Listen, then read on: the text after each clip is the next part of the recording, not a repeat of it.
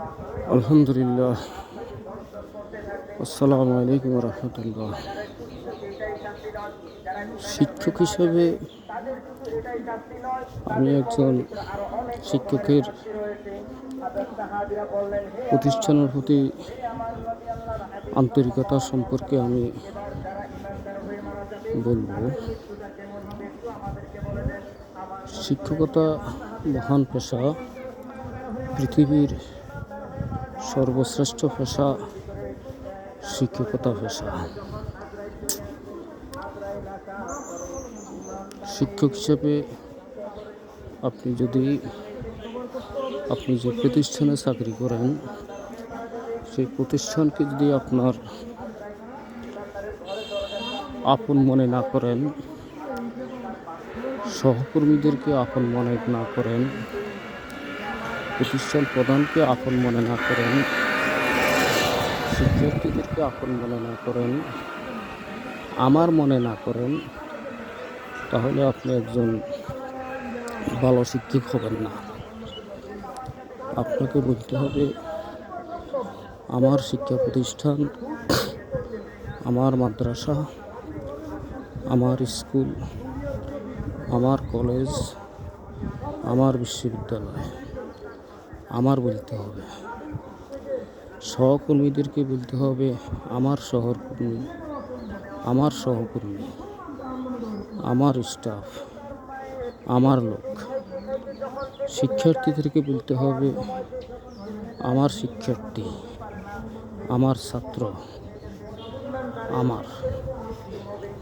এই আমার শব্দটা যে পর্যন্ত আপনার মধ্যে না আসবে, সেই পর্যন্ত আপনি একজন ভালো শিক্ষক হতে পারবেন না। সেই পর্যন্ত আপনি একজন ভালো শিক্ষক হতে পারবেন না। আপনি একজন নামকরা শিক্ষক হতে পারবেন না। আপনার এই আন্তরিকতার কারণে আপনার সহকর্মী, আপনার শিক্ষার্থী, আপনার অন্যান্য হিতাকাঙ্ক্ষী অনেকে আপনাকে পাগল বলবে। যখন আপনার কানে এই কথাটা আসবে যে উনি প্রিন্সিপালের দালাল, উনি হেডমাস্টারের দালাল, উনি ছাত্রদের সাথে ওনার সম্পর্ক বেশি, উনি সহকর্মীদের সাথে ওনার সম্পর্ক বেশি,